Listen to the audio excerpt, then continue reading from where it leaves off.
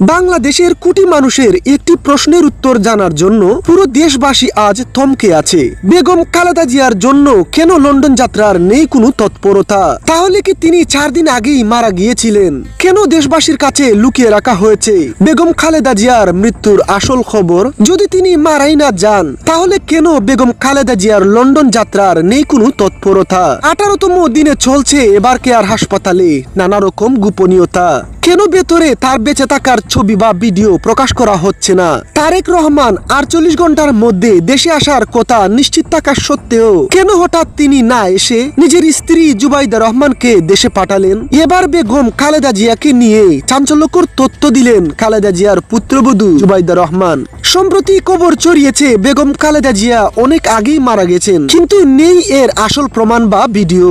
কিন্তু সাধারণ মানুষ প্রশ্ন তুলেছেন, যদি খালেদা জিয়া মারাই না যান, তাহলে এবার কেয়ার হাসপাতালে আজ 18তম দিন গড়ালো। কেন খালেদা জিয়াকে লন্ডন নেওয়ার নামে যান্ত্রিক জটিলতার বাহানা দেখিয়ে তাকে নিয়ে গড়িমসি করা হচ্ছে? কেন মানুষের কাছ থেকে লুকানো হচ্ছে আসল সত্য?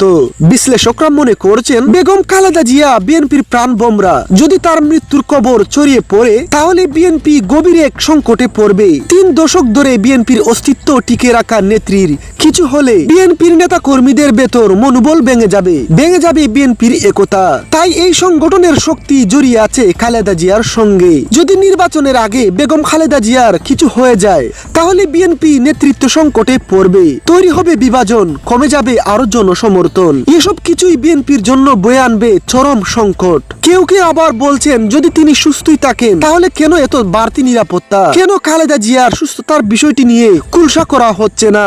কেন সাংবাদিকদের ভেতরে ঢুকতে দেওয়া হচ্ছে না? কেনই বা খালেদা জিয়ার বিষয়ে সবাই এই বিষয়ে নীরব? এসব বিষয়ই মানুষের ভেতর সন্দেহের বীজ বপন করছে। তাহলে কি খালেদা জিয়া সত্যিই মারা গেলেন? কোথায় আছে? যা রটে তাও কিছু ঘটে। সেই সত্যিটাই দেখার অপেক্ষায় দেশবাসী।